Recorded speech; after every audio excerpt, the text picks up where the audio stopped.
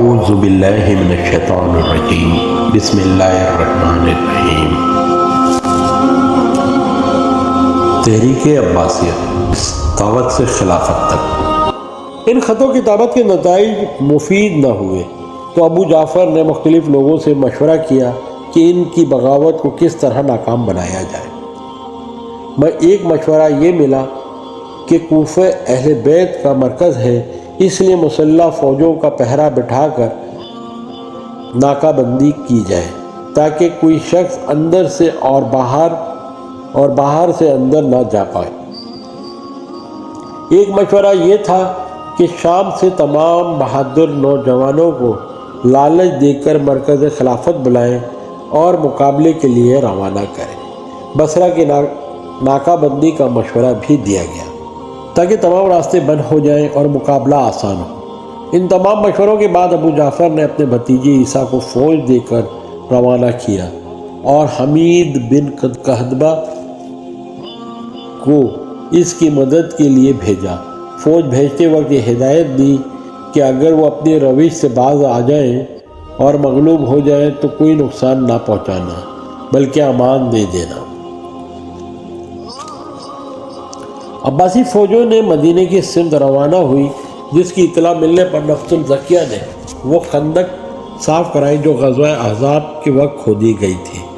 عیسیٰ نے مدینے سے 4 میل کے فاصلے پر قیام کیا اور مکہ کا راستہ بند کرنے کے لیے ایک دستہ مکہ کے راستے کی طرف بھیج دیا اور نفس الزکیہ کے پاس پیغام امن و صلح کا بھیج کر امان کا وعدہ کیا، جسے انہوں نے ٹھکرا دیا۔ اس پیغام کے ٹھکرائے جانے کے بعد عیسیٰ نے مقام جرف میں آ کر قیام کیا اور ایک بلند مقام پر کھڑے ہو کر اہل مدینہ کو امن کی دعوت دیتے ہوئے کہا کہ میں تم کو امان دیتا ہوں بشرطیہ کہ تم میرے اور حریف کے درمیان حائل نہ ہو۔ لیکن اہل مدینہ نے کوئی جواب نہ دیا۔ اسی عرصے میں نفس الزکیہ نے ایک ایسی غلطی کی جس سے تمام واقعات کا رخ بدل گیا۔ انہوں نے اپنے تمام ہمراہیوں سے کہا کہ میں امان کا پیغام ٹھکرا کر حق کے لیے جنگ کا ارادہ کر لیا ہے، اس میں جو لوگ میرا ساتھ دینا چاہیں دے دیں، جو ساتھ نہ دے سکیں انہیں جانے کی اجازت ہے۔ اس پر بہت سے لوگ علیحدگی اختیار کر گئے، صرف چند مخلص جاں نثار باقی رہ گئے۔ یہ ایک بڑی غلطی تھی جو نفس الزکیہ سے سرزد ہوئی۔ عیسیٰ نے جنگ کے انتظامات مکمل کیے اور ایک پھر اعلان کیا کہ خدا نے باہم مسلمانوں کی خون ریزی حرام قرار دی ہے، اس لیے امن و صلح کا پیغام قبول کرو۔ جو شخص ہمارے پاس آ جائے یا گھر بیٹھ جائے یا مسجد نبوی میں چلا جائے یا ہتھیار ڈال دے یا مدینہ چھوڑ کر چلا جائے وہ ہماری امان میں ہوگا۔ لیکن اس پر اہل مدینہ مشتعل ہو گئے۔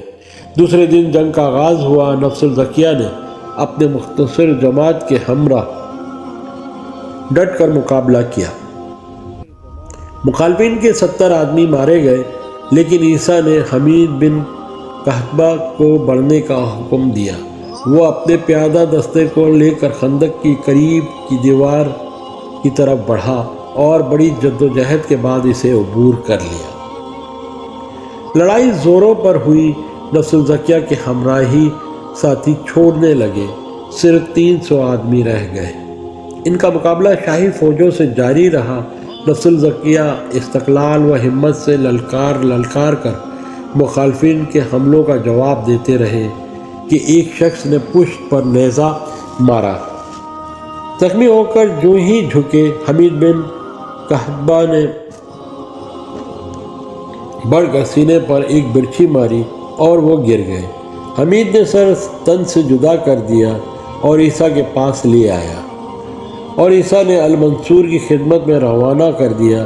اس طرح 145 ہجری میں نفس الزکیہ کے قتل کے ساتھ اس طویل کشمکش کا خاتمہ ہوا جو ایک عرصے سے ابو جعفر اور نفس الزکیہ کے درمیان چل رہی تھی۔ اس مارکے میں بنو ہاشم کے علاوہ کئی اہم لوگ نفس الزکیہ کے ساتھ شریک ہوئے تھے، لیکن نفس الزکیہ نے جس حق کے لیے عباسیوں سے ٹکر لی تھی وہ حق حاصل نہ کر سکے، بلکہ علویوں اور عباسیوں کے درمیان تعلقات میں مزید کشیدگی پیدا ہو گئی۔ زکیہ کے ساتھ علویوں کی طرف سے ان کے بھائی ابراہیم بھی شامل تھے، جن کو منصوبے کے مطابق بصرہ پر حملہ کرنا تھا، لیکن وہ بیماری کے باعث ایسا نہ کر سکے تھے، مگر عباسیوں کے خلاف مسلسل جدوجہد جاری رکھی۔ نفس الزکیہ کے قتل کے بعد ابو جعفر نے ان کی گرفتاری پر ساری توجہ دی۔ ابراہیم مدینے سے نکل کر کوفہ چلے گئے تھے تاکہ ان کی مدد حاصل کر سکیں۔ ابو جعفر نے ان کی سرکوبی کے لیے مختلف اطراف سے فوجیں روانہ کر دی۔ عیسیٰ بن موسیٰ، مسلم بن قتیبہ اور کئی سپہ سالاروں کو ابراہیم کی طرف بڑھنے کا حکم دیا۔ ہر طرف سے کوفے کی جانب فوجیں روانہ ہو گئی۔ ابراہیم بھی ان مقابلوں کے لیے کوفے سے 16 فرلانگ کے فاصلے پر قیام کیے ہوئے تھے۔ لڑائی کا آغاز ہوا۔ ابراہیم کے ہمراہی انتہائی بہادری سے لڑنے لگے۔ پہلے حملے میں عیسیٰ کی فوجیں پسپا ہوئی، لیکن پھر انہوں نے طاقت سے ابراہیم پر حملہ کر دیا، اور اس کے ساتھ ہی چاروں اطراف سے مختلف سپہ سالاروں نے حملہ کر دیا۔ ابراہیم مقابلہ کرتے رہے۔ اسی اثناء میں ایک تیر مخالفین کی جانب سے ابراہیم کے گلے میں لگا اور ان کے ساتھیوں نے انہیں گھوڑے سے اتار لیا۔ مخالفین نے اتنی شدت سے حملہ کیا کہ ان کے ساتھی منتشر ہو گئے اور ابراہیم مارے گئے۔ ان کا سر بھی تن سے جدا کر کے عیسیٰ کے پاس سے ہو کر المنصور کے پاس بھیج دیا گیا۔ اس کے ساتھ ہی اس دور میں علویوں کی بغاوت کا خاتمہ ہوا اور المنصور نے سکون کا سانس لیا۔ منصور کے عہد میں 141 ہجری میں ایک عجیب و غریب نوعیت کی شورش نے جنم لیا جو فرقہ رواندیہ کی شورش کہلائی۔ یہ لوگ خراسان کے رہنے والے اجمی تھے اور تناسخ کے قائل تھے۔ ان کے خیال میں منصور خدا کا مظہر تھا۔ وہ کہتے تھے کہ خدا کا ظہور پیغمبروں اور دیگر اولیاء کی صورت میں ہے۔ منصور کو خدا کا مظہر اور اس کے حفاظتی دستے کے سالار حشیم بن معاویہ کو جبرائیل کا درجہ دینے پر تلے ہوئے تھے۔ ان کے گمراہ کن خیالات سے بہت سے توہم پرست ذہنوں نے اتفاق کر لیا اور ایک انتہائی عجیب کیفیت سے گزر کر ابو جعفر کے عہد میں شورشیں پیدا کر دیں۔ عجیب خیالات اور گمراہ کن عقائد کی طرح شورش کا آغاز بھی اسی انداز سے ہوا۔ ان لوگوں نے منصور کے محل کے سامنے جمع ہو کر شور مچانا شروع کر دیا کہ یہ ہمارے رب کا محل ہے۔ منصور اس عجیب کیفیت کی شورش سے گھبرا گیا اور اس کے فوری تدارک کے لیے کوشش کرنی شروع کر دی۔ اس نے اس جماعت کے ممتاز لوگوں کو قید کر دیا جن کی تعداد 200 تھی، لیکن اس گرفتاری سے ان لوگوں میں اپنے ساتھیوں کو چھڑانے کے لیے اور برہمی پیدا ہو گئی اور بغاوت تیز کر کے جیل خانے پر حملہ کر دیا اور ساتھیوں کو چھڑا لیا۔ پھر شاہی محل کی طرف بڑے اور منصور کے لیے مزید پریشانی پیدا کی۔ منصور محل سے نکلتا کہ ان سے گفتگو کی جائے، لیکن مشتعل رواندیہ جماعت نے اس پر حملہ کر دیا۔ منصور شدید خطرے میں مبتلا ہو گیا کیونکہ اس وقت اس کے پاس بہت کم ساتھی تھے، لیکن عین اس وقت ایک روپوش شخص مان بن زادہ آ گیا اور جانشینی کا ثبوت دیتے ہوئے رواندیہ پر ٹوٹ پڑا۔ اس وقت رواندیہ بڑے جوش میں تھے، لیکن مان بن زائدہ نے ان کو مار کر پیچھے دھکیل دیا اور دوسرے لوگوں کی مدد سے فرقے کی تمام لوگوں کو تہہ کر دیا۔ مان بن زادہ مروان ثانی کا حامی تھا اور عباسی حکومت کے قیام کے بعد سے روپوش تھا۔ ایک عرصے سے عباسیوں کو اس کی تلاش تھی، لیکن ایسے نازک موقع پر پہنچ کر اس نے نہ صرف منصور کی جان بچائی بلکہ اس عجیب نوعیت کی بغاوت کا بھی سختی سے خاتمہ کیا، جس پر ابو جعفر نے اس کے معافی کا اعلان کر کے اسے اہم عہدے پر فائز کیا۔ معین بن زادہ کا راوندیہ کو ختم کرنے کا کارنامہ بڑا اہم تھا۔ ابو مسلم خراسانی کے قتل پر خراسان میں اس کا رد عمل کئی طرح کی بغاوتوں کی شکل میں ہوا۔ پورے خراسان میں اس قتل سے ایک ہیجان برپا ہو گیا اور اسے فائدہ اٹھاتے ہوئے کئی مذہبی بغاوتوں نے جنم لیا اور کئی عباسی والیوں نے سر اٹھایا۔ سنباد نامی ایک مجوسی نے اہل خراسان کو ابو مسلم کا انتقام لینے کے لیے ابھارا، جس کے نتیجے میں کوہستانی علاقے کے تمام لوگ سنباد کے ہمراہ ہو گئے۔ ان کی مدد سے اس نے صوبے کے ایک بڑے حصے پر قبضہ کر لیا اور ملک میں اس بغاوت کے اثرات پھیلنے لگے۔ منصور نے اس کی سرکوبی کے لیے جمہور بن مرار کو روانہ کیا۔ رے کے مقام پر دونوں کا مقابلہ ہوا۔ مضبوط طاقت حاصل ہونے کے باوجود سنباد کو شکست ہوئی۔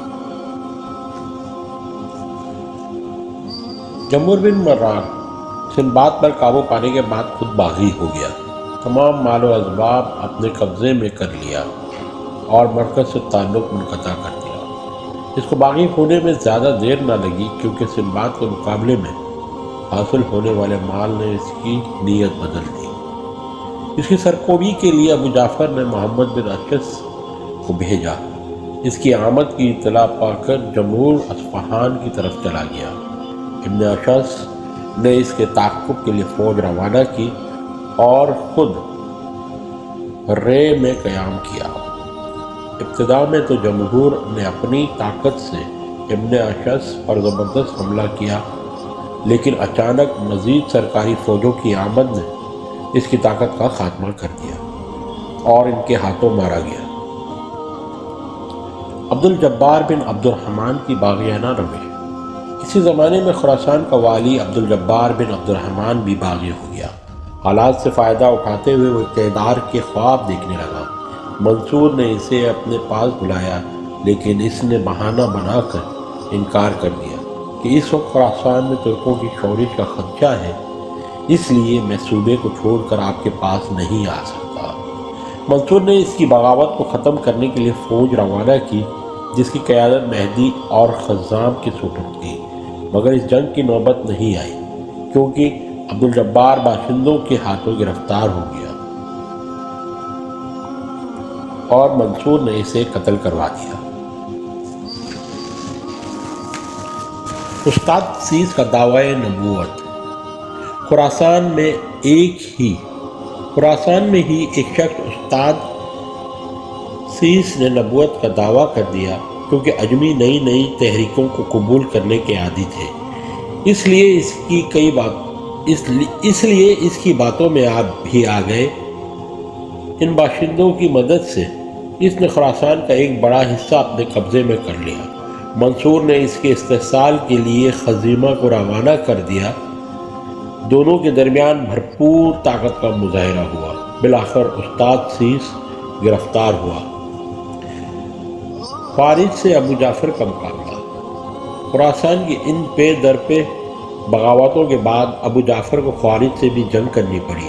انہوں نے بنو امیہ کی طرح عباسی حکومت کو بھی تسلیم نہیں کیا تھا۔ ایک خارجی سردار حسان بن مجالد نے موصل سے بغاوت کا آغاز کیا۔ شاہی فوجیں اس کے مقابلے کے لیے روانہ ہوئی، لیکن کامیاب نہ ہوئی، اور خارجی سردار نے اپنے ساتھیوں کی مدد سے شہر میں لوٹ مار کا بازار گرم کر دیا۔ کچھ عرصے کے بعد شاہی فوجیں پھر روانہ کی گئی اور اس بغاوت کو بھی کچل دیا گیا۔ شمالی افریقہ میں بغاوت۔ ابو جعفر ایک بغاوت کو ختم کرتا تو دوسری جنم لے لیتی، اس سے فوج کشی ہوتی تو تیسری سر اٹھا لیتی۔ انہی بغاوتوں میں شمالی افریقہ میں بھی بربروں نے بغاوت کر کے امن و امان خطرے میں ڈال دیا۔ ابو جعفر نے شمالی افریقہ میں امن قائم کرنے اور بربروں کی سرکشی کو کچلنے کے لیے یکے بعد دیگرے اس علاقے میں کے گورنروں کا تبادلہ کیا، لیکن ان کی بغاوت اب دیگر علاقوں تک پہنچ چکی تھی، جس پر ابو جعفر نے فوج کشی کی۔ اس وقت طرابلس وکرون پر بربروں کی بغاوت کے بادل چھائے ہوئے تھے۔ یزید بن خاتم کو ایک بڑی فوج دے کر روانہ کیا گیا۔ اس کی جدوجہد کے نتیجے میں بغاوت کا خاتمہ ہوا تمام باغی عناصر کو سختی سے کچل دیا گیا۔ شمالی افریقہ کی بغاوت کے ساتھ ابو جعفر کو ان طویل بغاوتوں سے نجات ملی اور ملک میں امن و امان قائم ہوا۔ ان تمام باغی عناصر کا خاتمہ کر کے ابو جعفر نے اپنی ذہانت کا لوہا منوایا اور ملک کے استحکام کے لیے دیگر کاموں کی طرف متوجہ ہوا۔ بیرونی مہمات سلطنت عباسیہ میں صفا کے دور سے ہی فتوحات کا راستہ ہموار کر لیا گیا تھا۔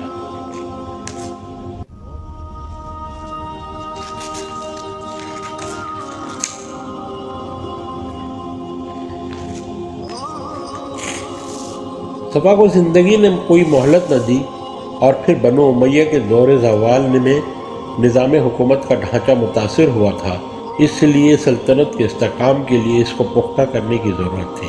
اس کا ظاہری ڈھانچہ تو وہی رہا جو اموی دور میں تھا، کیونکہ یہ بھی موروثی حکومت تھی، البتہ اس میں کئی اضافے اور تبدیلیاں لائی گئیں۔ اس کے نزدیک سلطنت کے 4 ارکان بہت اہم تھے اور یہ ارکان سلطنت کے ستون کی حیثیت رکھتے تھے۔ نمبر 1 قاضی، نمبر 2 پولیس، نمبر 3 تحصیلدار اور نمبر 4 پرچہ نگار۔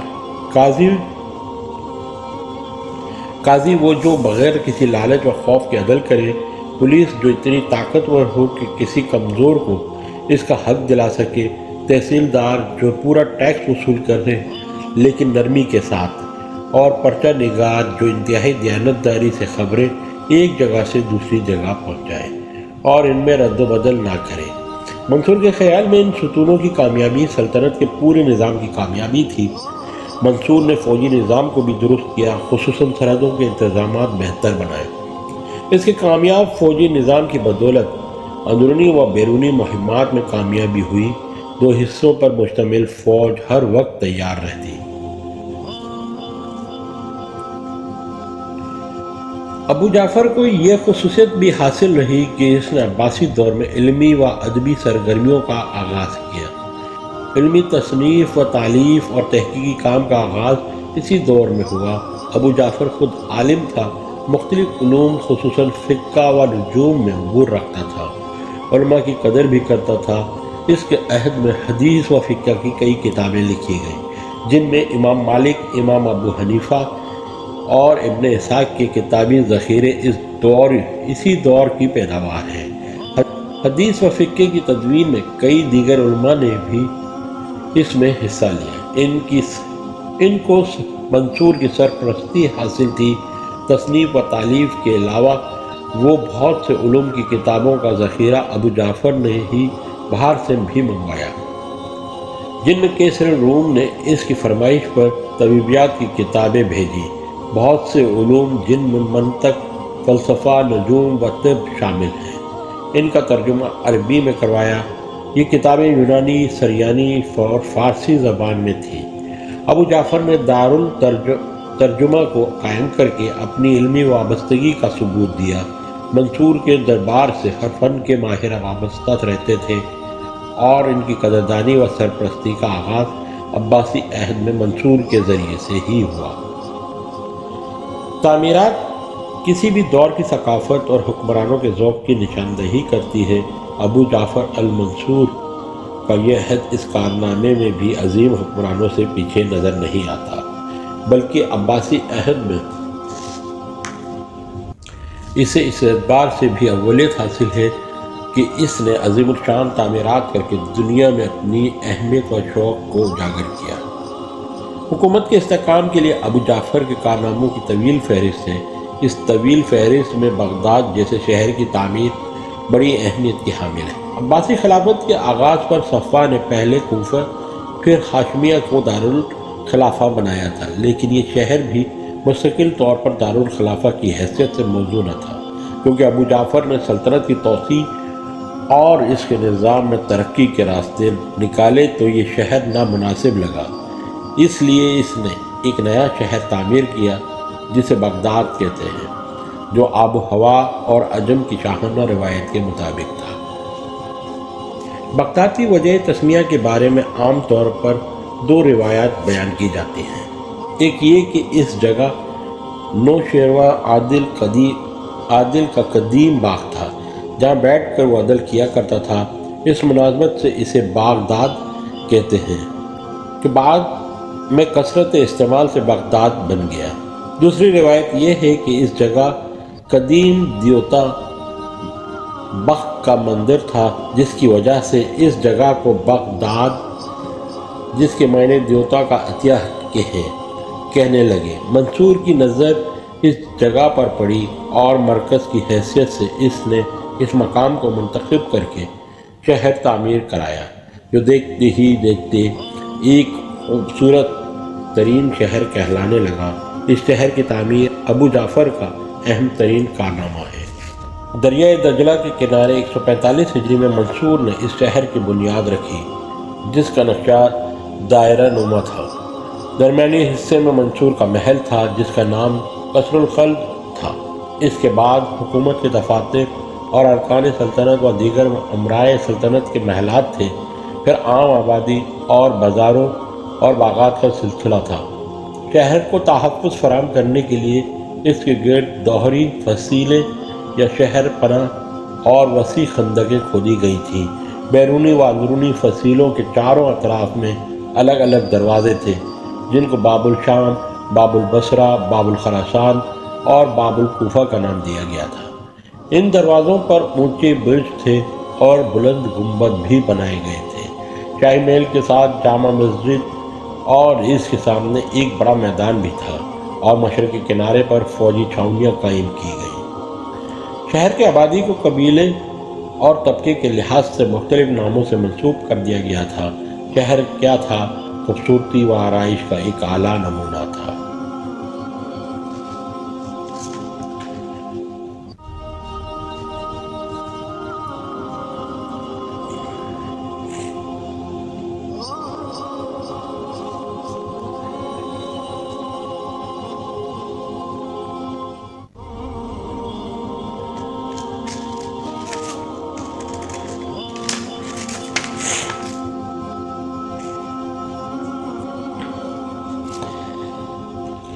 بغداد کی خصوصیت میں اس شہر کو دارالخلافہ کا درجہ دیا گیا۔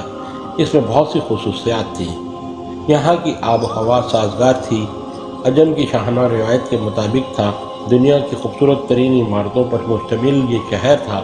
دریائے دجلہ کے کنارے ہونے کی وجہ سے اسے ایک بہت بڑی تجارتی منڈی کی حیثیت حاصل تھی۔ علم و ادب کا گہوارہ تھا، جہاں ثقافت اسلامیہ کا ہر پہلو اجاگر تھا۔ دنیا کے مختلف حصوں سے لوگ اس کی خوبصورتی کو دیکھنے آتے، جس سے اس کی اہمیت اجاگر ہوئی۔ یہ شہر عروس العباد یعنی شہروں کی دلہن کہلایا۔ دوسری تعمیر قصر خلد۔ بغداد کی تعمیر کے بعد منصور کا دوسرا تعمیراتی کارنامہ اس کا محل قصر الخلد تھا، جو خوبصورتی، آرائش و زیبائش کے اعتبار سے خلد کا نمونہ تھا۔ اس کا وسطی گنبد زمین سے 80 گز بلند تھا۔ بغداد کے بیچ و بیچ یہ محل تعمیر ہوا تھا۔ تعمیر حرم۔ ان تعمیرات کے علاوہ منصور نے حرم کی توسیع کرائی، کیونکہ مسجد الحرام کی عمارت تنگ تھی، اس کی توسیع کی ضرورت تھی۔ اس لیے اس نے آس پاس کے مکانات منہدم کرا کے حرم میں شامل کیے، جس سے اس کی وسعت میں اضافہ ہوا۔ مسجد خفیف میں بھی گنجائش انتہائی کم تھی۔ منصور نے اس کی توسیع کا کام بھی کیا، جس سے اس میں وقت کے بعد زیادہ لوگ عبادت کر سکتے تھے۔ مسجد خیف۔ مسجد خیف میں بھی گنجائش انتہائی کم تھی۔ منصور نے اس کی توسیع کا کام بھی کیا، جس سے اس میں وقت کے بعد زیادہ لوگ عبادت کر سکتے تھے۔ بغداد کے مشرقی حصے سے متصل مہدی کے لیے ایک محل رصافہ کے نام سے تعمیر کرایا، جو تمام ضروریات و آرائش کے اعتبار سے مکمل تھا۔ اس کی شہر پناہ اور خندق علیحدہ تھی، جو ایک اعتبار سے چھوٹا سا شہر کہی جا سکتی تھی۔ ابو جعفر منصور کے دور کی اہم بات یہ تھی کہ اس نے منصب خلافت کے تقدس کو پامال نہیں ہونے دیا، بلکہ اسے روحانی لبادہ اڑایا، جبکہ بنو امیہ کے حکمران محض سیاست سے دلچسپی رکھتے تھے۔ یہی وجہ تھی کہ ان کی سیاسی قوت کا خاتمے کے ساتھ ہی ان کا زوال ہوا، لیکن منصور کو یہ خصوصیات حاصل ہوئی کہ اس نے خلافت کے اس نظریے کی بنیاد ڈال کر اس یقین کو پختہ کر دیا کہ بنو عباس خلافت کے حقدار ہیں۔ ان کی حکومت محض بادشاہی پر مشتمل نہیں بلکہ روحانی پیشوا کی حیثیت بھی رکھتے ہیں۔ اس لیے بنو امیہ کے مقابلے میں ان کی حکومت کو زیادہ استحکام ملا اور سیاسی حیثیت کے کمزور پڑ جانے کے بعد بھی ایک طویل عرصے تک یہ حکومت قائم رہی۔ صفا نے اپنے بعد منصور اور پھر دوسری ولی عہد عیسیٰ بن موسیٰ کو نامزد کیا تھا، لیکن منصور نے بنو امیہ کی طرح اس بدعہدی کی مثال قائم کی اور عیسیٰ بن موسیٰ کا نام ولی عہدی سے خارج کر کے اپنے بیٹے مہدی کو ولی عہد نامزد کیا۔ اور 185 ہجری میں منصور نے ذی الحج کے مہینے میں سفر حج کے دوران انتقال کیا۔ انتقال سے پہلے ہی مہدی کو بلا کر نصیحتیں کی اور روایت کے مطابق اس کی تدفین کے لیے 100 قبریں کھودی گئیں اور ایک میں خفیہ طریقے سے دفن کیا گیا۔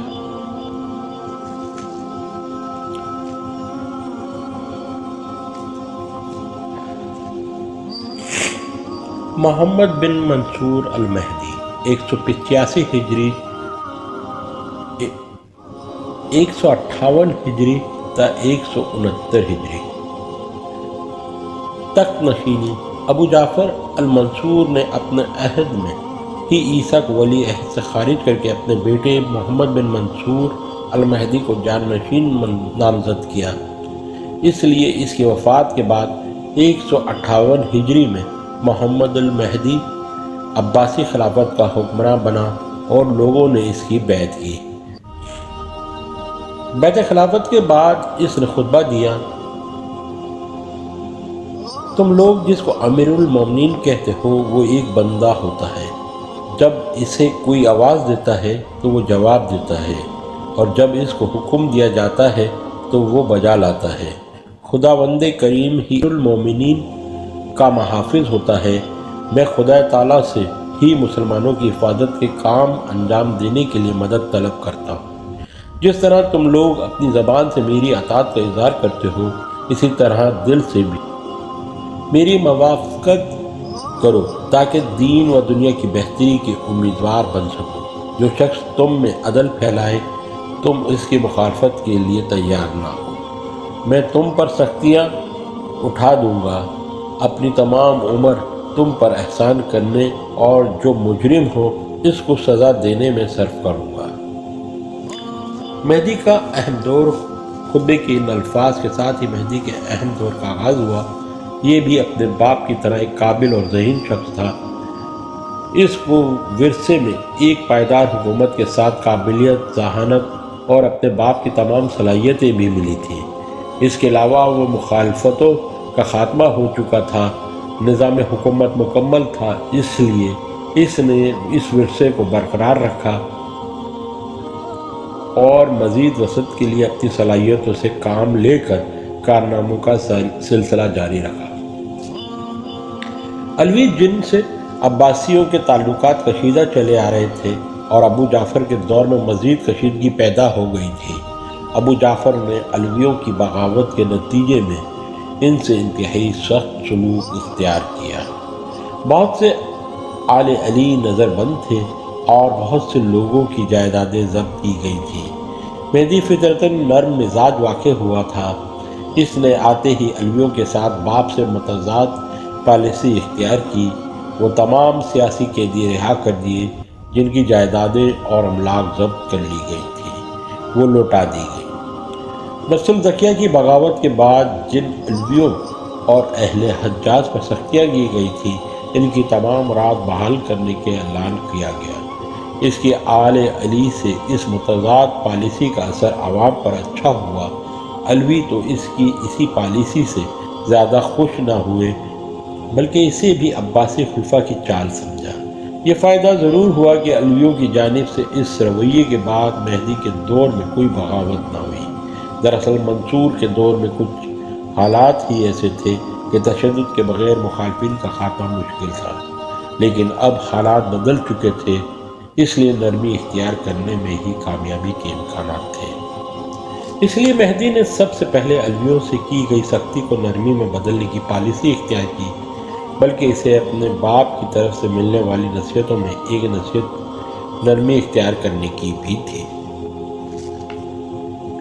مہدی سے قبل ابو جعفر ہر طرح کے مخالفین کا خاتمہ کر چکا تھا اور ملک میں امن و امان تھا، اس لیے مہدی کو ان باغی عناصر کی طرف سے اطمینان تھا، لیکن ان کے علاوہ اس کے دور میں ایک مذہبی نوعیت کی بغاوت نے جنم لیا جس کا بانی مرو کا رہنے والا ایک شخص حکیم و ہاشم تھا اور لقب مکنا تھا۔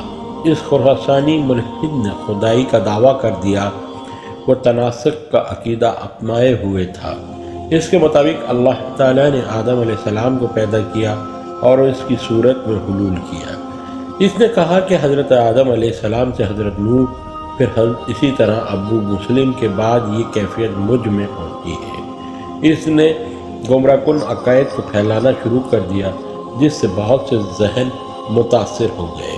اس کے متعلق بیان کیا جاتا ہے کہ انتہائی بدصورت تھا، اس لیے اپنے چہرے پر نقاب ڈالے رکھتا تھا، جس کی وجہ سے مکنا یا برقی کے نام سے مشہور ہوا۔ شعبدہ باز اور جادوگری میں کمال رکھتا تھا، اس لیے اس کے زور سے نخشب کے کنویں سے یہ ایک مصنوعی چاند نکالا جس کی روشنی دور تک پھیلی۔ اس سے بہت سے گمراہ کن ذہنیت کے مالک اس کے ساتھ شامل ہو گئے اور اکثر اس کی پرستش کی حد تک قائل ہو گئے، جس نے اس کے دائرے کو وسیع کرنے میں مدد دی۔ مہدی نے اس بغاوت کو کچلنے کے لیے اپنی صلاحیت و ذہانت سے کام لیا اور فوج کشی کی۔ سب سے پہلے فوج ابوان کی قیادت میں بھیجی لیکن کامیابی نہ ہوئی۔ پھر یہ کام سعید حرشی کو دیا جس نے اس سے مقابلہ پر اپنی پوری قوت صرف کی۔ سعید حرشی کے پاس بڑی طاقت تھی، اس کی آمد کو سن کر مکنا قلعے میں محصور ہو گیا۔ سعید نے قلعے کی جانب بڑھ کر مقابلے کی تدبیر اختیار کرنی شروع کی، جن سے مکنا کے ساتھی مقابلے کی تاب نہ لا کر امان کی درخواست کرنے لگے، جو منظور کر لی گئی۔ اس کے تمام ساتھی قلعے سے باہر آ گئے۔ یہ صورت دیکھ کر مکنا نے شکست ماننے کے بجائے موت کو ترجیح دی اور تمام اہل و عیال سمیت آگ میں کود کر جان دے دی۔ اس طرح سعید حرشی نے بغیر کسی بڑی جنگ کے بغاوت کا خاتمہ کر دیا۔ مہدی کے کارناموں میں اس کی کامیاب خارجہ پالیسی بھی شامل ہے، جس میں اہم رومیوں سے مارکہ آرائی ہے۔ 163 ہجری میں مہدی نے تمام صوبوں سے لشکر جمع کیے اور اپنے بیٹے ہارون کو ساتھ لے کر رومیوں کی طرف بڑھا۔ رومی جو آئے دن اسلامی سلطنت کے لیے خطرات کا باعث بنے رہتے تھے، اس وقت بھی اسلامی سلطنت کی حدود میں چڑھائی کر کے کئی شہروں کو ویران کر چکے تھے۔ ان کو شکست دینے کے لیے مہدی نے خود مقابلہ کرنے کا ارادہ کیا تھا۔ مہدی نے حلب میں قیام کیا اور ہارون کو فوج کے ہمراہ پیش قدمی کرنے کے لیے روانہ کیا۔ ہارون کئی فوجی سرداروں اور تمام رسد و ساز و سامان کے ہمراہ آگے بڑھا اور رومیوں کے قلعے کا محاصرہ کر لیا۔ اس نے اپنی جنگی قوت کا مظاہرہ کرتے ہوئے رومیوں کے کئی قلعے فتح کیے اور مہدی کے پاس کامران لوٹا۔ مہدی نے بیت المقدس کی زیارت کے بعد بغداد کا رخ کیا۔ اس کی کامیابی کے بعد ہارون آذربائیجان اور آرمینیا کا گورنر مقرر ہوا۔ 165 ہجری میں مہدی نے ہارون کو پھر رومیوں سے جہاد کے لیے روانہ کیا، کیونکہ رومیوں کی طرف سے پھر مارکہ آرائی کا آثار پیدا ہو گئے تھے اور ایک واقعے کے بعد مارکے کا اثر زائل ہو گیا تھا۔ ہارون ایک بڑی فوج، بہت سے عہدیداروں اور ساز و سامان کے ساتھ رومیوں کے ملک پر حملہ آور ہوا۔ اس کا ہر حملہ کامیابی کا ضامن بن جاتا تھا، یہاں تک کہ مسلسل کامیابیوں نے اسے قسطنطنیہ تک پہنچا دیا، جہاں عورت کی حکمرانی تھی۔ اس نے سالانہ جزیہ ادا کرنے کا وعدہ کر کے صلح کر لی۔ ہارون نے اس شرط پر صلح کی کہ قسطنطنیہ کے بازار میں مسلمانوں کی آمد و رفت اور لین دین میں آزادی ہوگی۔ سندھ کی فتوحات کا کچھ حصہ اب بھی باقی تھا۔ مہدی نے اس کی تکمیل کے لیے عبد الملک بن شہاب کو بحری راستے کے ذریعے سندھ روانہ کیا، جس نے باربد کے ساحل پر لنگر انداز ہو کر شہر کا محاصرہ کیا۔ اہل شہر کی مزاحمت کے باوجود اسے فتح کر لیا اور آگے روانہ ہوا۔ سرحدی علاقوں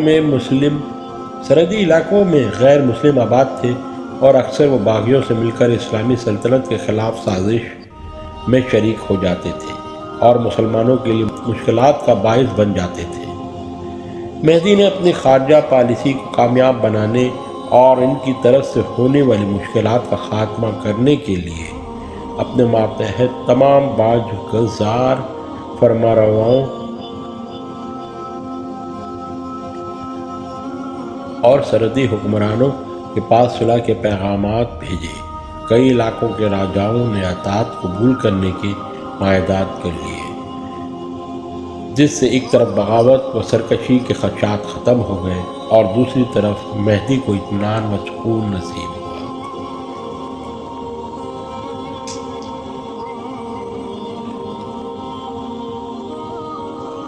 علمی سرگرمیوں کا آغاز جو ابو جعفر نے کیا تھا، مہدی نے اس کام کو مزید آگے بڑھایا۔ مہدی کی تربیت منصور کے زیر سایہ ہوئی تھی، اس لیے علم کا شوق بھی تھا، اسے ورثے میں ملا۔ اسے بھی علم سے لگاؤ اور علم کی سرپرستی کا شوق تھا۔ اس نے دارالترجمہ کو وسعت دی اور مناظرانہ کتابوں کی تالیف کا کام کروایا۔ اس سے علم کلام کی بنیاد اس کے ہی دور میں پڑی۔ منصور نے مہدی کو ولی عہد نامزد کر کے عیسیٰ کا نام مہدی کے بعد کر دیا تھا، جسے صفوان نے منصور کے بعد نامزد کیا تھا۔ مہدی نے بھی اس کو ولی عہدی سے خارج کر کے اپنے بیٹے ہادی اور پھر ہارون کو نامزد کیا۔ 169 ہجری میں مہدی کا انتقال ہوا، جس کے لیے خیال ہے کہ اسے زہر دیا گیا تھا۔ بعض روایات کے مطابق شکار کے دوران انتقال ہوا۔ اس کی مدت خلافت 10 برس اور چند ماہ تھی۔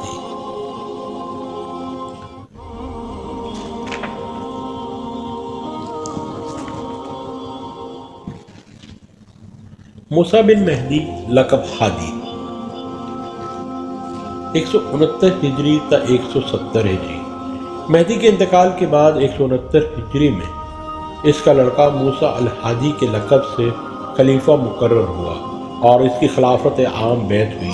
تخت خلافت پر متکمل ہوتے وقت ہادی کی عمر تقریباً 25 برس تھی۔ اپنے باپ کی طرح وہ بھی لا مذہبوں اور زندیقوں کا سخت دشمن تھا، اس لیے تخت خلافت پر قدم رکھتے ہی اس نے زناوقہ کے خلاف کارروائی جاری رکھی، جس کو جہاں پاتا قتل کروا دیتا۔ ان کے لیے ہادی نے اپنے باپ کی پالیسی جاری رکھی۔ اس طرح ہادی کے دور میں بہت سے زناوقہ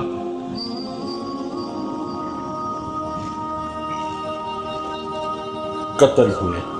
علی بن بختین اور یعقوب بن فضل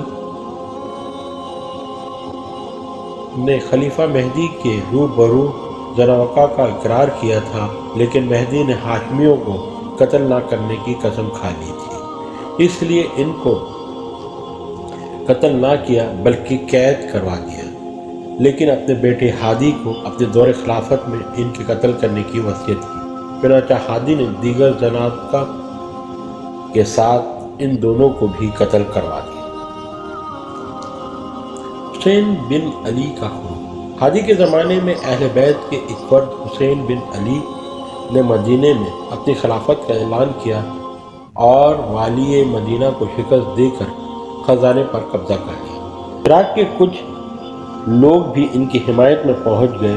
حسین بن علی کے خروج کے بارے میں یہ واقعہ بیان کیا جاتا ہے کہ عمر بن عبدالعزیز بن عبداللہ حاکم مدینہ نے حسین بن محمد اور عمر بن سلام کو نیند نوشی کے جرم میں سزا دی اور اس کی تشہیر بھی کرائی۔ حسین بن علی کو معلوم ہوا تو حاکم مدینہ کے پاس گئے اور کہا ان لوگوں کو سزا دینے کا حق نہیں ہے، جس پر حاکم مدینہ نے ان لوگوں کو قید کر دیا، لیکن حسن بن محمد کو حسین بن علی نے ضمانت پر اس شرط کے ساتھ رہا کروا دیا کہ انہیں وقتاً و فوقتاً آپ کی خدمت میں پیش کرتے رہیں گے، لیکن حسن بن محمد یہ شرط پوری نہ کر سکے اور کہیں غائب ہو گئے۔ حاکم مدینہ نے حسین بن علی اور یحییٰ بن عبداللہ سے اس بارے میں سختی کے ساتھ پوچھ گچھ کی، جس پر یحییٰ بن عبداللہ نے ان کے سامنے عہد کیا کہ میں حسن بن محمد کو لا کر تمہارا دروازہ کھٹکھٹاؤں گا۔ ان کے واپس آنے کے بعد حسین نے یحییٰ سے پوچھا کہ تم نے اتنی بڑی ذمہ داری کیوں لے لی تھی؟ تمہیں حسن کہاں ملیں گے؟ تم نے ایسی چیز کے متعلق حلف لے لیا ہے جو تمہارے بس سے باہر ہے۔ یحییٰ نے کہا میں نے صحیح حلف لیا ہے، میں تلواروں سے دروازہ کھٹکھٹاؤں گا۔ ان کی جماعت پہلے سے تیار تھی، چنانچہ ایک دن انہوں نے دارالعمارہ کا محاصرہ کر لیا اور قید خانے کا دروازہ توڑ کر قیدی نکال لیے۔ عمر بن عبدالعزیز نے مقابلہ کیا مگر شکست ہوئی۔ حسین کے ساتھیوں نے بیت المال کو لوٹ لیا اور مدینے میں عام ہنگامہ کر دیا۔ لوگوں نے اپنے اپنے گھر بند کر لیے۔ پہلے یہ ہنگامہ مدینے تک ہی محدود تھا، پھر حسین مکہ پہنچے اور اعلان کیا جو غلام ہمارے ساتھ آئے گا وہ آزاد ہے۔ اس پر غلاموں کی بڑی جماعت ان کے ساتھ ہو گئی۔ 11 دن حسین بن علی نے مدینے پر اپنا قبضہ قائم رکھا اور اس کے بعد اپنے پیرووں کے ہمراہ حج کو گئے۔ خلیفہ ہادی نے ان کی سرکوبی کے لیے محمد بن سلیمان اور سلیمان بن منصور کو روانہ کیا۔ آخرکار بڑی مشکلوں سے فقہ کے مقام پر حسین کو شکست ہوئی اور ان کا سر قلم کر کے ہادی کے سامنے پیش کیا گیا، جس پر ہادی نے ناراضگی کا اظہار کیا اور کہا معلوم ہوتا ہے کہ تم کسی ترک یا ولیم کے سر لائے ہو، یہ عشرت رسول کا سر ہے۔ اس کا بدترین بدلہ یہ ہے کہ اس کا کوئی صلہ نہ دیا جائے۔ اس طرح ہادی کے دور میں ہونے والی اس بغاوت کا خاتمہ ہوا۔ ہارون کی ولی عہدی منسوخ کرنے کا خیال۔ مہدی نے اپنی زندگی میں جیسے کہ ہادی کے بعد ہارون کو ولی عہد نامزد کیا تھا، ہادی نے بھی اپنے بزرگوں کی رسم کو پورا کرنے کی کوشش کی کہ ہارون کا نام ولی عہدی سے خارج کر کے اپنے لڑکے جعفر کا نام شامل کرے۔ ہارون کا نام ولی عہدی سے خارج کرنے کا خیال ظاہر کرنے کی ایک وجہ غالباً یہ بھی تھی کہ خلیفہ مہدی اپنی زندگی کے آخری دنوں میں ہارون کو زیادہ اہمیت دینے لگا تھا اور اس کا نام بھی ولی عہدی کے لیے ہادی سے پہلے کرنا چاہتا تھا۔ گو کہ مہدی اس پر عمل تو نہ کر سکا، لیکن ہادی کے دل میں ہارون کے لیے رنجش پیدا ہو گئی اور وہ اس رنجش کا بدلہ اس طریقہ کار سے لینا چاہتا تھا۔ ہادی نے جب ہارون کے بجائے جعفر کو ولی عہد بنانا چاہا تو افسران فوج بھی اس کے ساتھ ہو گئے اور انہوں نے اپنی پوری جماعت کو ہادی کا خیال کی تائید کے لیے تیار کر لیا، جس سے ہادی کے ارادوں کو اور تقویت حاصل ہوئی اور اس نے ہارون پر دباؤ ڈالنا شروع کیا کہ وہ خود اس دستبردار ہو جائے۔ اس کے لیے آہستہ آہستہ اس نے ہارون کو ملکی کاموں سے بے دخل کرنا شروع کر دیا، لیکن ہارون نے ولی عہدی سے دستبردار ہونے کے انکار کر دیا، جس پر ہارون کے مخالفین نے ہادی کے دل میں یہ بات بٹھائی کہ ہارون کی اس ضد میں یحییٰ بن خالد کا ہاتھ ہے، کیونکہ یحییٰ بن خالد ہارون کا اتالق اور مشیر تھا۔ ہادی نے یحییٰ سے باز پرس کی، لیکن یحییٰ کے جواب سے ہادی کا غصہ کم ہو گیا اور اس نے یحییٰ کے سامنے اپنا خیال پیش کر کے اس سے مشورہ طلب کیا، جس پر یحییٰ نے ہادی کے سامنے اس خدشے کا اظہار کیا کہ اگر آپ ایسا کریں گے، یعنی مہدی کو نامزد کردہ ولی عہدی کو لوگوں کے کہنے سے سننے سے خارج کریں گے تو کل ان کے لیے آپ کے نامزد کردہ ولی عہد کو علیحدہ کرنا بھی آسان ہو جائے گا۔ اگر آپ جعفر کو ولی عہد بنانا چاہتے ہیں تو ہارون کے بعد کی نامزدگی کا اعلان کریں۔ یہ دلیل معقول تھی، ہادی نے اسے قبول کر لیا، لیکن افسران فوج نے ایک بار پھر ہادی کو یحییٰ اور ہارون کے خلاف اکسایا اور ہادی نے یحییٰ کو قید کرا دیا۔ یحییٰ نے قید خانے سے بھی اپنے دلائل کے ذریعے ہادی کو ہموار کرنے کی کوشش کی اور ہادی سے گفتگو کی اجازت طلب کی۔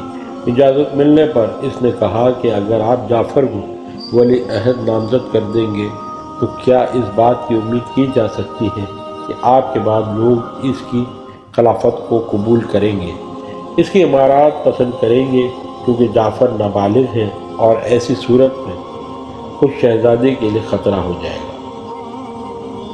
جب تک جعفر نابالغ ہیں ہارون کی ولی عہدی برقرار رہنے دیں۔ یہ دلائل ہادی نے قبول کر لیے اور یحییٰ کو رہا کر دیا، لیکن شاید ہارون کی طرف سے ہادی کا دل ابھی صاف نہیں ہوا تھا، اس لیے ہارون کو بلا بھیجا۔ ہارون نے پس پیش کیا، لیکن خلیفہ نے اتنا دباؤ ڈالا کہ ہارون کو آنا پڑا۔ اس کے آنے پر ہادی کے خیالات پھر تزلزل پیدا ہوا۔ ممکن تھا کہ اب وہ اپنی خواہش کو عملی جامہ پہنا دیتا، لیکن ہارون کے آنے کے چند دنوں بعد ہی ہادی کا انتقال ہو گیا اور ہارون کی ولی عہدی اس طرح برقرار رہی۔ 170 ہجری میں ہادی نے وفات پائی۔ اس کی مدت خلافت کل 1.25 برس تھی۔ ہادی کو حکومت کرنے کا زیادہ موقع نہ ملا، جس کی وجہ سے وہ عباسی سلطنت کے لیے کوئی مفید کام نہ کر سکا۔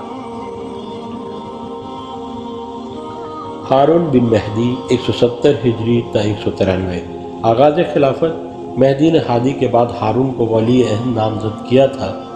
ہادی نے اپنے پیش رو کے مطابق ہارون کا نام ولی عہدی سے خارج کرنے کی کوشش کی، لیکن وہ اس میں کامیاب نہ ہوا اور اس کا انتقال ہو گیا، اور 170 ہجری میں ہارون الرشید کی خلافت کا آغاز ہوا۔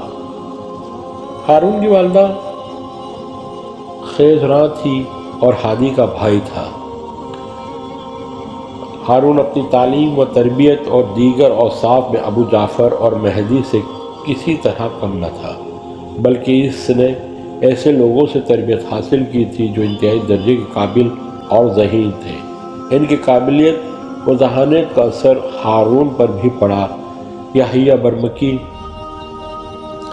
اس کا اتالق تھا۔ اس کے عہد خلافت عباسی سلطنت کا ایک سنہری دور تھا، جس کا اندازہ اس کے کارناموں سے بخوبی لگایا جا سکتا ہے، جن کی فہرست بڑی طویل ہے۔ تمام حکمرانوں کی طرح ہارون کو بھی جو مختلف قسم کی بغاوتوں کا سامنا کرنا پڑا، جن کو اس نے اپنی سیاسی حکمت عملی سے فروغ کیا۔ علویوں نے کچھ عرصہ خاموشی اختیار کرنے کے بعد پھر اس دور میں بغاوت کر دی۔ دوسری طرف یمنی و مصری تعصب ابھر آیا، خارجی بھی حکومت کے خلاف سر اٹھانے لگے، اور ایسی ہی کئی دیگر بغاوتوں نے جنم لے کر ہارون کے لیے مشکلات پیدا کر دی۔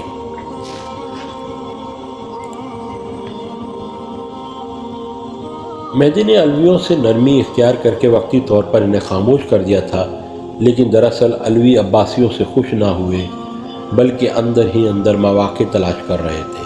ہارون کے عہد 176 ہجری میں نفس الزکیہ کے بھائی یحییٰ بن عبداللہ نے ولیم کے علاقے میں علم بغاوت بلند کیا۔ اس علاقے میں اہل بیت کا اثر و رسوخ بہت تھا، اس لیے ان کو کامیابی کے لیے یہ علاقہ موزوں لگا اور کئی لوگوں نے ان کا ساتھ بھی دیا۔ ہارون نے ان کے لیے فوج کشی کا ارادہ کیا اور فضل برمکی کے سپرد یہ کام کر دیا۔ فضل برمکی فوج لے کر ولیم روانہ تو ہو گیا، لیکن اس کی خواہش تھی کہ یحییٰ بن عبداللہ اور ہارون کے درمیان مصالحت ہو جائے، اس لیے اس نے تالکان کا علاقے میں قیام کیا اور مصالحت پر راضی کرنے کے لیے یحییٰ کو خط لکھا۔ صلح کی صورت میں انعام کا لالچ اور نافرمانی کی صورت میں خلیفہ کا عتاب کا خوف دلایا۔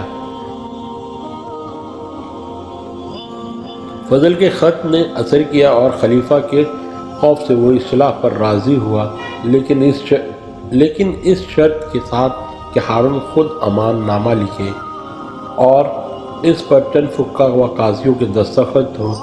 فضل نے ہارون کو اس بارے میں لکھ دیا۔ ہارون ایسا کرنے پر تیار ہو گیا اور امان نامہ لکھ کر مختلف لوگوں کے دستخطوں کے ساتھ روانہ کر دیا، ساتھ ہی تحائف بھی بھیجے۔ امان نامہ اور تحائف پا کر یحییٰ نے اپنی بغاوت ختم کر دی اور تمام شکوک و خوف دور کر کے ہارون کے پاس جا پہنچا، جہاں اس کے ساتھ وہی سلوک کیا گیا جو عبداللہ بن علی کے ساتھ ابو جعفر نے کیا تھا، یعنی امان دینے کے بجائے وعدے سے پھر گیا اور اسے نظر بند کر دیا، اور اسی حالت میں اس کا انتقال ہوا۔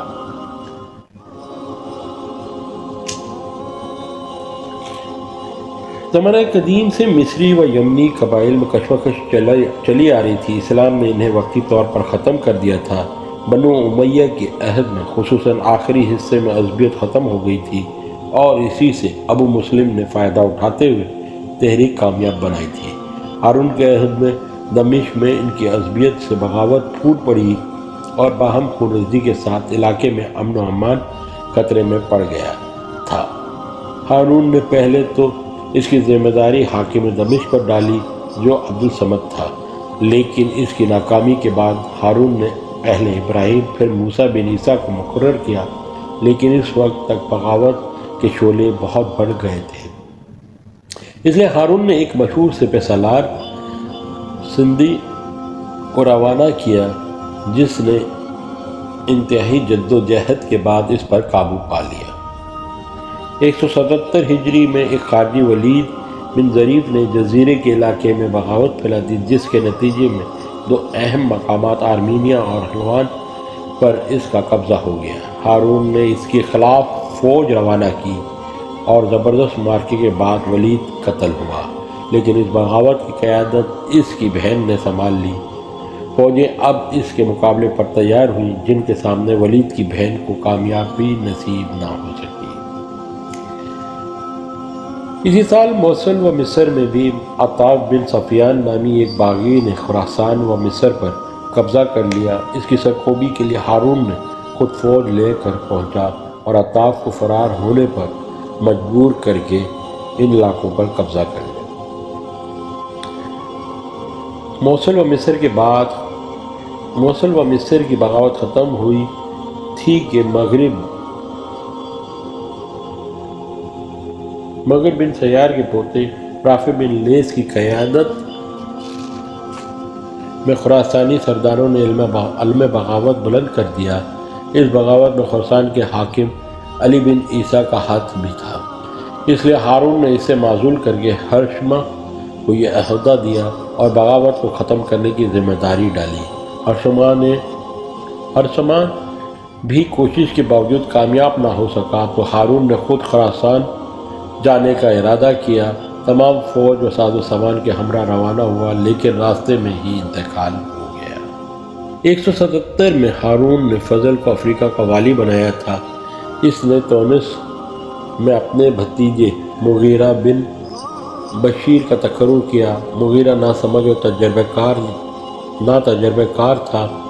اس نے فوج کے ساتھ ذلت آمیز سلوک کیا، جس سے فوج میں بغاوت پھوٹی اور مغیرہ کی معزولی کا مطالبہ کیا، جس پر کوئی توجہ نہ دی گئی اور وہاں کے حالات انتہائی خراب ہو گئے، اور فوج کا سرغنہ عبداللہ بن جرواد تھا۔ ان باغیوں نے کیروان پر قبضہ کر کے فضل کو قتل کر دیا۔ اس کے قتل سے فضل کے حامی ابن جاراد کے خلاف ہو گئے اور حالات انتہائی نازک ہو گئے۔ ہارون نے ان حالات کی اطلاع پا کر ہرشمہ بن عیسیٰ اور یحییٰ بن موسیٰ کو بغاوت ختم کرنے کے لیے افریقہ روانہ کیا۔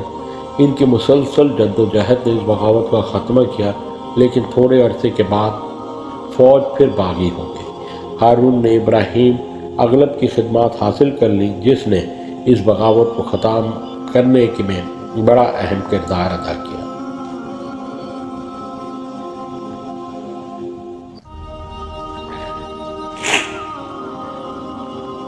کیروان کے انتظامات کو درست کرنے کے بعد مغرب اقصی میں ادریس علوی نے خروج کا ارادہ کیا، لیکن ابھی اس پر عمل نہیں ہوا تھا کہ ابراہیم کو اطلاع مل گئی۔ اس نے ادریس کے ساتھیوں کو اس سے علیحدہ کر لیا، جس سے اس کی باقی جماعت منتشر ہو گئی، لیکن کچھ عرصے کے بعد وہاں